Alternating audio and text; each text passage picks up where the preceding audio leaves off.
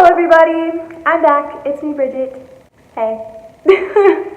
I'm super freaking excited to be filming this video today for a whole lot of reasons.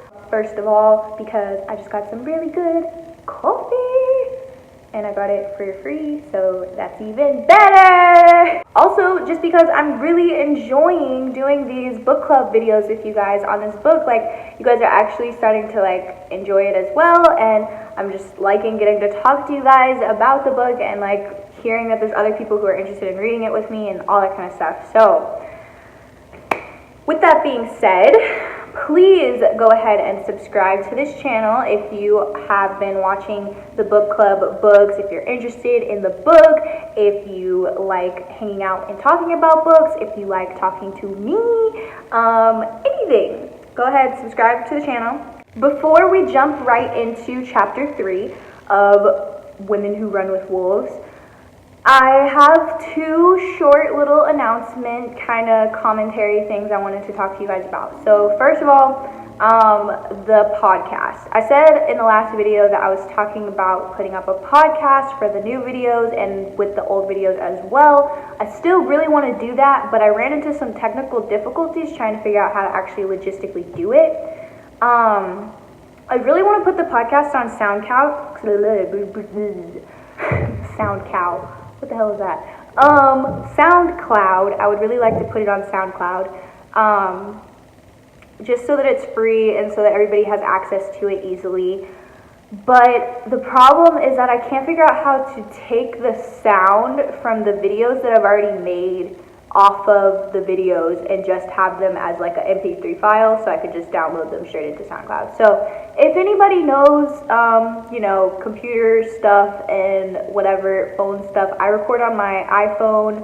I have a laptop that I'm trying to do this on, but I usually edit on my phone too. Yeah, if anybody like has any suggestions or anything, please hit up the comment section. Please DM me or message me or whatever you can do and get in contact with me, because I really want to do that and I don't know how the hell to do it. Second though, because I couldn't figure out how to do the podcast, I actually decided that something else I thought would be cool to do, because we're like starting to have people, you know, like we're starting to talk in the comment section and everything.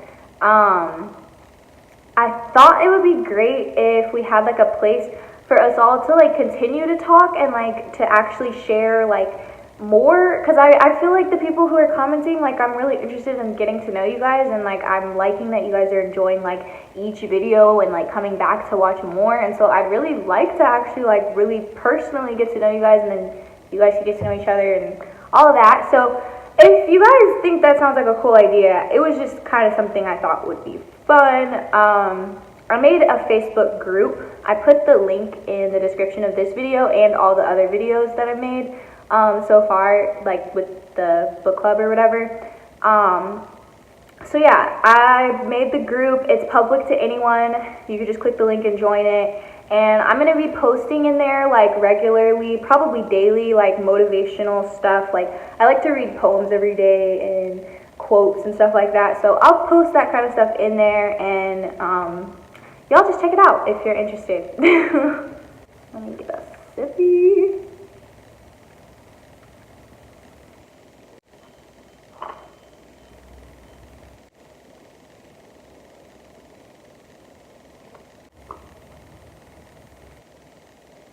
I'm gonna finish this whole cup. Hold on, I'll be back. Girl, that shit was delicious. You see this empty ass cup? Ooh, and I'm hyped. I can feel it. It's in my blood. Wow, y'all are gonna see a whole nother side of me in this video. I'm getting hyper by the second. Woo! Okay, this is a serious video. I need to calm down. Also, who knows if this is going to be just one video, because this thing is super long. I take notes for these videos, like I told you guys before. And look how many freaking pages this one video is. To give you a frame of reference, all of the other book club videos were probably 3 pages. This one is like 1, 2, 3, 4, 5, 6, 7, 8, 9 pages. This was like a really, really good chapter, guys. Like, okay, and now that I'm like reading back into it, I'm remembering what it was about. Literally, this was such a good chapter that, remember when I first started this, I told you guys that like every time that I read a chapter, it feels like my life was going through the same thing from the chapter in my life. Now that I've started making these videos for you guys, that's basically happening to me over again. So every time I go back to a chapter, it's like the things that I learned the first time around, I learned them, but like they're getting so much stronger this time around and like being very, very evident in my life. So I'm really excited to share this with you guys.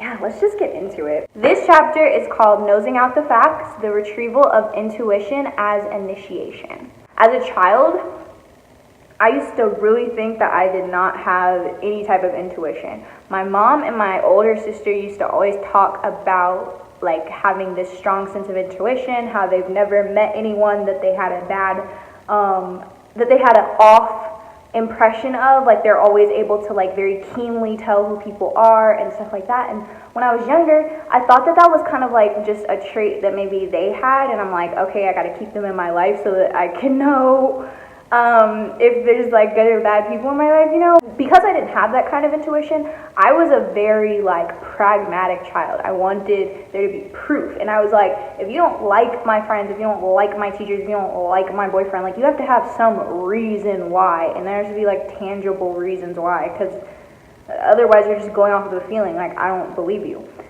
What I'm learning in adulthood though is that those feelings are the tangible proof. Like, that is intuition. So the story that we're going to deals with like a girl finding her intuition and being initiated into it. The book says Vasalisa, which is the name of the story, is a woman's initiation story with a few essential bones astray. It is about the realization that most things are not as they seem. As women, we call upon our intuition and instincts in order to sniff things out. We use all our senses to wring the truth from things, to extract nourishment from our own ideas, to see what there is to see, to know what there is to know, to be the keepers of our own creative fires, and to have an intimate knowing about the life-death life cycles of all nature. This is an initiated woman. Okay. So here's my favorite part of the video. I'm going to actually read the story to you guys. Here's the story of Vasalisa. Once there was, and once there was not, a young woman who lay on her deathbed, her face pale as the white wax roses in the sacristy of the church nearby. Her young daughter and her husband sat at the end of her old wooden bed and prayed that God would guide her safely into the next world. The dying mother called to Vasalisa, and the little child in red boots and white apron knelt at her mother's side. "Here is a doll for you, my love," the mother whispered, and from the hairy coverlet she pulled a tiny doll, which, like Vasalisa herself, was dressed in red boots, white apron, black skirt, and vest embroidered all over with colored thread. "Here are my last words, beloved," said the mother. "Should you lose your way or be in need of help, ask this doll what to do. You will be assisted. Keep the doll with you always. Do not tell anyone about her. Feed her when she is hungry. This is my mother's promise to you, my blessing on you, dear daughter." And with that, the mother's breath fell into the depths of her body, where it gathered up her soul and rushed out from between her lips, and the mother was dead. The child and her father mourned for a very long time. But like the field cruelly plowed under by war, the father's life rose green and from the furrows again, and he married a widow with 2 daughters. Although the new stepmother and her daughters spoke in polite tones and always smiled like ladies, there was something of the rotten beneath their smiles which Vasalisa's father did not perceive. Sure enough, when the 3 women were alone with Vasalisa, They tormented her, forced her to wait on them, sent her to chop wood so her lovely skin would become blemished. They hated her because she had a sweetness about her that was otherworldly. She was also very beautiful. Her breasts were bounding while theirs were dwindled with meanness. She was helpful and uncomplaining, while the stepmother and stepsisters were among themselves like rats in the awful pile of night. One day, the stepmothers and the stepsisters could simply not take Vasalisa any longer. "Let us conspire to make the fire go out and then let us send Vasalisa into the forest to Baba Yaga, the witch, to beg for fire for our hearth. And when she reaches Baba Yaga, well, old Baba Yaga will kill her and eat her." Oh, they all clacked and squeaked like things that live in the dark. So that evening, when Vasalisa came home from gathering wood, the entire house was dark. She was very concerned and inquired of her stepmother, "What has happened? What will we have to cook with? What will we do to light the darkness?" The stepmother admonished, "You stupid child. Obviously we have no fire, and I can't go into the woods because I am old. My daughters can't go because they are afraid. So you are the only one who can go out into the forest to find Baba Yaga and get a coal to start our fire again." Vasalisa replied innocently, "Well, all right, yes, I'll do that." And so she set out. The woods became darker and darker, and sticks cracked under her feet, frightening her. She reached down in the long pocket of her apron, and there was the doll her dying mother had given her. And Vasalisa patted the doll in her pocket and said, "Just touching this doll, yes, I feel better." At every fork in the road, Vasalisa reached into her pocket and consulted the doll. "Well, should I go to the left or should I go to the right?" The doll indicated yes or no, or this way or that way. And Vasalisa fed the doll some of her bread as she walked, and followed what she felt was emanating from the doll. Suddenly, a man in white on a white horse galloped by, and it became daylight. Farther on, a man in red sauntered by on a red horse, and the sun rose. Vasalisa walked, and just as she came to the hovel of Baba Yaga, a rider dressed in black came trotting on a black horse and rode right into Baba Yaga's hut. Swiftly, it became night. The fence made of skulls and bones surrounded the hut and began to blaze with an inner fire so clearing that the forest glowed with an eerie light.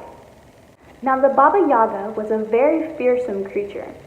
She traveled not in a chariot, not in a coach, but in a cauldron shaped like a mortar that flew along by itself. She rode this vehicle with an oar shaped like a pestle, and all the while she swept out the tracks of where she had been with a broom made from the hair of a person long dead. And the cauldron flew through the sky with Baba Yaga's own greasy hair flying behind. Her long chin curved up and her long nose curved down, and they met in the middle. She had a tiny white goatee and warts on her skin from her trade in toads. Her brown-stained fingernails were thick and ridged like roos, and so curled over that she could not make a fist. Even more strange was the Baba Yaga's house. It sat atop huge, scaly, yellow chicken legs, and walked about all by itself, and sometimes twirled around and around like an ecstatic dancer. The bolts on the doors and the shutters were made of human fingers, and the toes and the locks on the front door was a snout with many pointed teeth. Vasalisa consulted her doll and asked, "Is this the house we seek?" And the doll, in its own way, answered, "Yes, this is what you seek." And before she could take another step, Baba Yaga in her cauldron descended on Vasalisa and shouted down at her, "What do you want?" And the girl trembled. "Grandmother, I came for fire. My house is cold, my people will die. I need fire." Baba Yaga snapped, "Oh yes, I know you and your people. Well, you useless child, you let the fire go out. That's an ill-advised thing to do.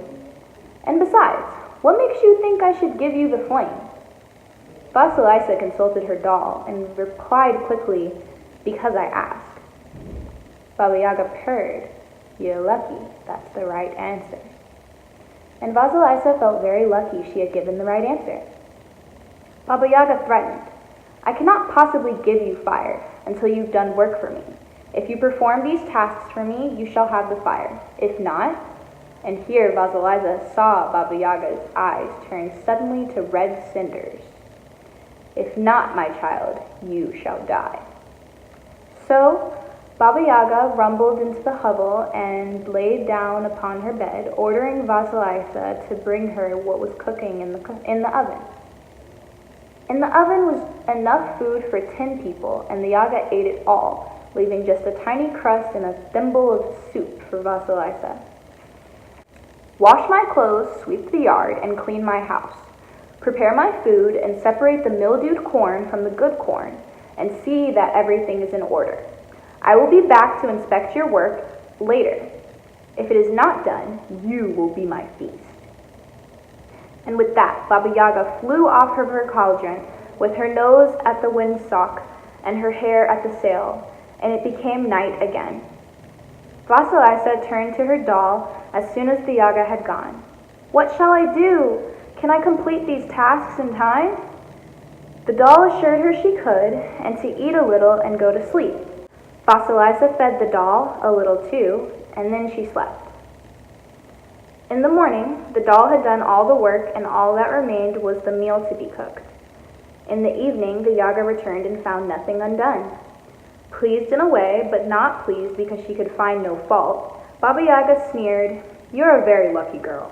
Then she called on her faithful servants to grind the corn, and 3 pairs of hands appeared in mid-air and began to rasp and crush the corn. The chaff flew in the house like golden snow. Finally, it was done, and Baba Yaga sat down to eat. She ate for hours and ordered Vasalisa on the morrow to again clean the house, sweep the yard, and launder her clothes. The Baba Yaga pointed to a great mound of dirt in the yard. In that pile of dirt are many poppy seeds, millions of poppy seeds. And I want, in the morning, to have 1 pile of poppy seeds and 1 pile of dirt, all separated out from each other. Do you understand? Vasalisa almost fainted. Oh my, how am I going to do that? She reached into her pocket and the doll whispered, Don't worry, I will take care of it. That night, Baba Yaga snored off to sleep, and Vasalisa tried to pick the poppy seeds out of the dirt. After a time, the doll said to her, Sleep now, and all will be well. Again the doll accomplished these tasks, and when the old woman returned home, all was done. Baba Yaga spoke sarcastically through her nose. Well, lucky for you, you were able to do all of these things. She called for her faithful servants to press the oil from the poppy seeds, and again 3 pairs of hands appeared and did so. While the Yaga was smearing her lips with grease from her stew, Vasalisa stood nearby. What are you staring at? Barked Baba Yaga. May I ask you some questions, grandmother? Asked Vasalisa. Ask, ordered the Yaga. But remember, too much knowledge can make a person old too soon. Vasalisa asked about the white man on a white horse. Aha, said the Yaga fondly. That first is my day. And the red man on the red horse? Ah, that is my rising sun. And the black man on the black horse? Ah, yes, that is the third, and he is my knight. I see, said Vasalisa. Come, child, would you like to ask me more questions? Wheeled the Yaga. Vasalisa was about to ask about the pair of hands that appeared and disappeared, but the doll began to jump up and down in her pocket, so instead, Vasalisa said, No, grandmother, as you yourself said, to know too much can make one old too soon. Ah, said the Yaga, cocking her head like a bird. You are wiser than your years, my girl. And how did you come to be this way? By the blessing of my mother, smiled Vasalisa. Blessing? Screeched Baba Yaga. Blessing! We need no blessings around this house. You'd best be on your way, daughter. She pushed Vasalisa out into the night. I'll tell you what, child. Here. Baba Yaga took a skull with the fiery eyes from her fence, and put it on a stick. Here, take this skull on a stick home with you. There's your fire. Don't say another word, just be on your way. Vasalisa began to thank the Yaga, but the doll in her pocket began to jump up and down, and Vasalisa realized she must just take the fire and go. She ran for home through the dark forest, following the turns and twists of the road as the doll told her which way to go. Vasalisa came through the forest carrying the skull and the fire blazing from its ear, eye, and nose, and mouth holes. Suddenly, she became frightened of its weight and its eerie light and thought to throw it away. But the skull spoke to her and urged her to calm herself and to continue toward the home of her stepsisters and stepmother. And so she did this. As Vasalisa came nearer and nearer her house, her stepmother and stepsisters looked out the window and saw a strange glowing dancing through the woods. Closer and closer it came. They could not imagine what it could be. They had decided that Vasalisa's long absence meant she was dead by now, and her bones dragged away by animals. And good riddance. Vasalisa advanced closer and closer to home. And as the stepmother and stepsisters saw it was her, they ran to her, saying they had been without fire since she left, and no matter how hard they tried to start one, it always went out. Vasalisa entered the house feeling triumphant, for she had survived her dangerous journey and brought back fire to her home. But the skull and the stick watched the stepsisters and the stepmother's every move and burnt into them, and by morning it had burnt the wicked trio to cinders. The end. I love how these stories end. I think I said that the last video, but like every time. So obviously this story deals with intuition and the process of initiating into your intuition and the kind of matrilineal journey passed down through women to complete the steps of gaining their intuition. In the book, it says, initiation is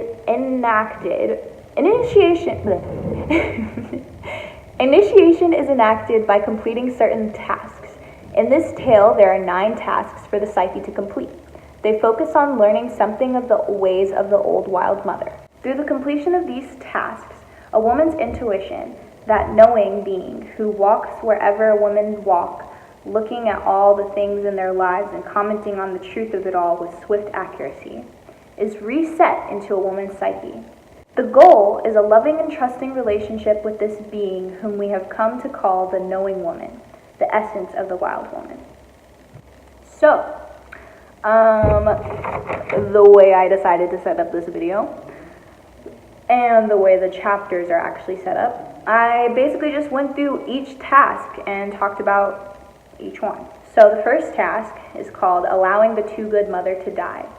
It starts off by saying that this basically is when you accept that the ever watchful and hovering protective psychic mother is not adequate as a central guide for one's future instinctual life. The too good mother dies.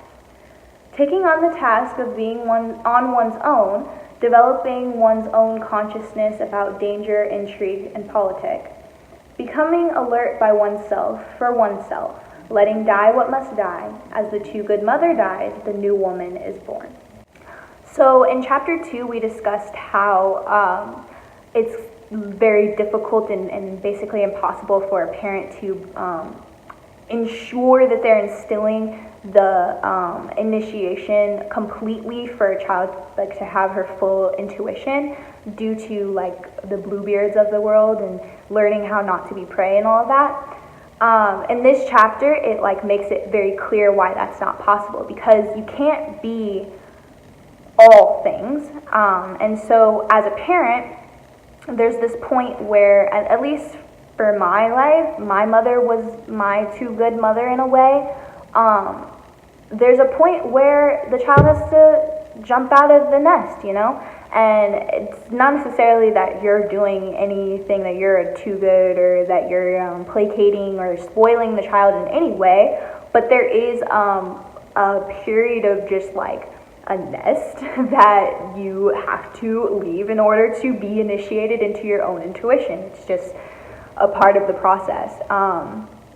In this book, the final gift of the Too Good Mother for Vasalisa was the doll, which is kind of like representative of the baby intuition. It's the what I've realized going into my adulthood, being 21 and everything. It's all of the lessons that my mom gave me riding in the car to the dentist office, or giving me a bath when I was like 5, or sitting on the window on a rainy day reading a book together. All of those little lessons that she gave me that I wasn't necessarily realizing how important they were, those were the dolls. Like, those were the dolls that she was giving me. And now in my adult life, I've had to listen to the doll for a period and grow with and past her. And that's kind of what this chapter is talking about. The Too Good Mother giving the doll to the daughter is all the job of the Too Good Mother is. Like, that's what she has to do. If she were not to do that and then let the child go, then that would break the initiation process, and the girl would not be able to fully develop her intuition. So the book says, but the Too Good Mother cannot completely live this out, for she is the milk teeth mother, the blessed one every baby needs in order to gain a toehold in the psychic world of love. So even though this Too Good Mother cannot live and influence beyond a certain point in a girl's life, she does right by her offspring here. She blesses Vasalisa with the doll, and this, as we see, is a great blessing indeed. This dramatic psychological dwindling of the overarching mother occurs as a girl moves from the fur-lined nest of pre-adolescence to the jolting jungle of adolescence. For some girls, however, the process of developing a new, more shrewd inner mother, the mother called intuition, was only half completed then. And the women so inducted have wandered for years wishing for and wanting the complete initiatory experience and patching themselves up as best as they could. For a woman with an incomplete initiation, whether due to an overload of psychological damage early on or the overprotection from any psychological damage, it causes a lifelong search to initiate with their intuition, because they feel completely detached from their inner mother, their self-conscious, their conscience, their inner guide to truth. It represents itself in this sentence. It's, I'm too tired to take care of myself. It's any person who is living their life in want of being taken care of. That is meaning that you deep down don't feel strong enough to take care of yourself, and the only reason you wouldn't feel strong enough to take care of yourself is if you don't believe in your own intuition. Therefore, you've let maybe Bluebeard figures or whatever tear you down. All of us have a need to be taken care of for a point in our life. That's why we have that inner mother. It's in order to teach us how to take care of ourselves. The book actually says, although there's a period in all of our lives during which we rightfully remain close to the protective psychic mother, for instance, when we are actual children, or during recovery from an illness, psychological or spiritual trauma, or when our lives are in danger and being quiet will keep us safe. And even though we retain large stores of her succor for life, there also comes a time to change mothers, so to speak. It's funny for me to admit, like the whole part of having to go back every once in a while, because I never really wanted to embrace that. But one thing that my mom has literally always said my entire life is that there's always a room for me in her home, because that is where my Too Good Mother is. And if I'm really going through something, that's where I go. Like when I was divorced, I actually moved back in with my mom. Recently, I was just going through a difficult time, and that's why I went to LA for a little while and spent some time with my family. It's just necessary to have that little nest place, but it's also necessary to leave it as well.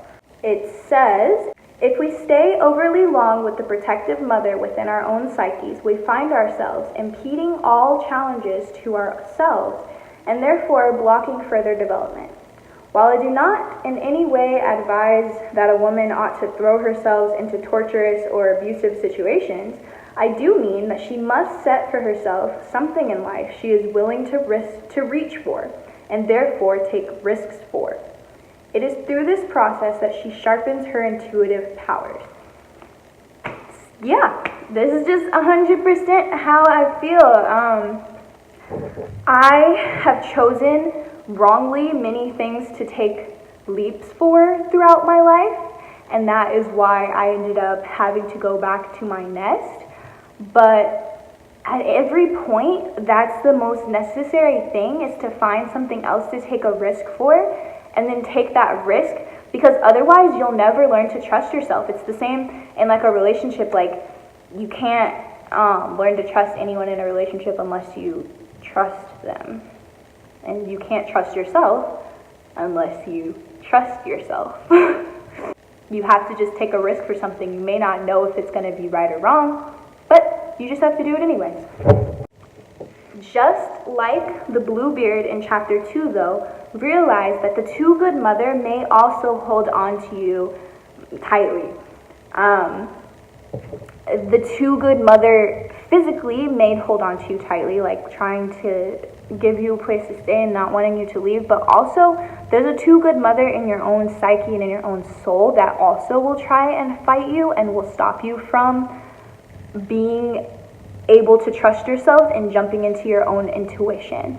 This too good mother trying to hold us back is any time that in our own mind we find ourselves saying that we need to stay safe or stay back, stay away from something, stay less.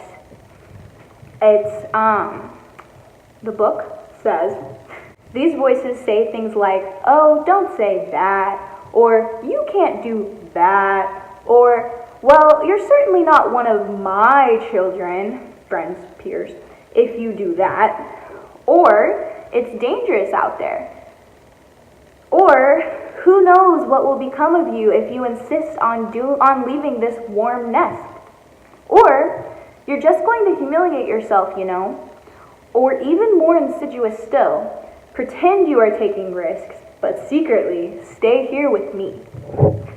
These are all the voices of the frightened and rather exasperated too good mother within the psyche. She cannot help herself. She is what she is.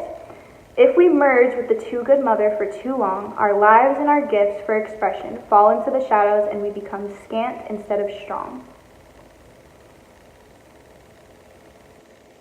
Truth. And then basically just more talking on like needing that push in order to actually do something. Like, you have to just push yourself because you will constantly fight against yourself in your own mind. You just have to do things. There's this quote by, and tell me if I butcher the name, but it's Guillaume Apollinaire, definitely gonna have to put that in the caption, wrote, we took them to the edge and bade them to fly. They held on. Fly, we said. They held on. We pushed them over the edge and they flew. It's how people work. We're hardly ever ready to take steps when we take them. The best way to tell if something's actually going to be good is when it's scary before you actually do it. Is when everything inside of you is telling you, this could be amazing, but you should hold yourself back from doing it. If you have anything like that in your life that you think could possibly be amazing, that there's any possible chance that it could be amazing, but everything around you and everything within you is also telling you that there's so many reasons to hide from it and all of that, recognize that, first of all, it's our own human survival instinct for ourselves to do that. We want to keep ourselves safe. So it's completely natural to want to pull away from the things that scare you. However, it takes pain to truly grow. none of us are alone in the procrastination of wanting not to grow. Trust me there, honey. But in order to actually do stuff, it takes you doing stuff. If you think about like a seed being planted in the ground, think about it like super up close. That seed has to go through what I would imagine if a seed had, nerve endings and stuff, would probably be very painful in order to actually sprout. A seed basically has to burst through this hard little shell with like a green little leaf near the top while it's inside of the dirt. This is before it even like comes out as like green. So I guess this would be like the root period. It has to like burst through with the root. The root then has to push through all of this packed dirt and like find nutrients from it and suck up nutrients from it until it gets enough to finally push through the top of the dirt that's seriously packed, because the top of dirt is very packed, with this little green leaf that's like soft and not even like pointy really most of the time. That's like, if it had nerve endings, I would imagine if a person had to do that, that'd be pretty painful and difficult to do. But growth takes pain. In the book it says, sometimes a woman is afraid to be without security or without certainty for even a short time. She has more excuses than dogs have hair. She must just simply dive in and stand not knowing what will happen next. It is the only thing which will retrieve her intuitive nature. Sometimes a woman is so bound up in being the too good mother to other adults that have latched onto her teats and are not about to leave them. In this case, a woman has to kick them off with her hind leg and go on anyway. In her guts, a woman knows there is a deadliness in being the too sweet self for too long. Nothing changes until you do. You are the first step. So if you have the things holding you back, just stop letting them. It's kind of as simple as that, and just as not simple as that. So I think this video is getting really long.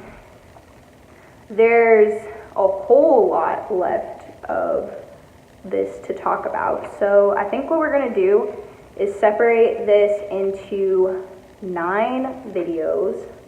So that's a lot. I'm going to record them all right now though, so what we can do is every day I'll post the next one, so you guys don't get like overloaded with it, but also so you guys can like really like dive in and like really understand each section of this. We'll see if it's actually 9 videos. I might end up putting certain parts of the book together depending on how long the section was for my notes. But as I told you guys before, the notes are like stupid long. So yeah, I'm gonna do that. Okay, so I hope you guys enjoyed that part 1 to chapter 3 of Women Who Run with Wolves. If you guys enjoyed it, definitely subscribe to the channel right now and hit the bell for sure if you want to hear more about the chapter, because that's what's coming up and I'm going to be posting about that all week. Definitely hit like if you enjoyed this video, like if you want to see more of the chapters and more of the part of this chapter. Follow me on my other social media if you're just, interested in me. I don't know. I'd love to be friends. I'm trying to make more friends who would be interested in this kind of stuff. So that's why I would like if you followed me and reached out and said something. I'm a real person. Yeah, I enjoy talking to people. So comment also. Speaking of talking to people, give me a comment because I really enjoy talking to you guys about this stuff. Give me feedback. Like, what are you guys enjoying about these videos? Do you guys like the idea of the podcast? Do you guys like the idea of the Facebook group? Also, about the actual topics in the videos, is anyone else just like strongly passionate about learning about their intuition? Does anyone else have like crazy stories about like how they figured out their intuition or times when they definitely didn't have intuition and they wish they had. Because that's what I'm thinking about as I'm going through this, and I would love to hear what you guys are thinking about as we're going through this.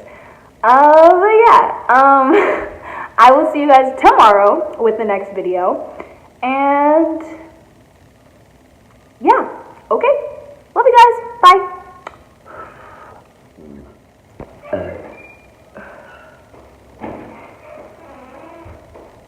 Hey, I was so disappointed. I thought somebody was interrupting me, like the annoying dude who usually comes in and interrupts me and watches from outside.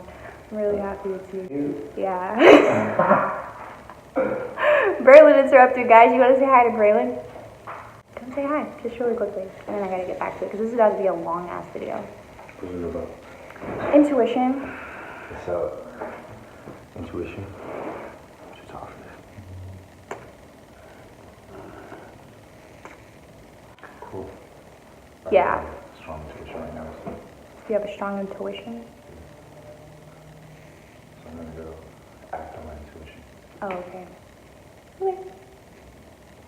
I love you too, last time. Can you hear me when you came down the stairs?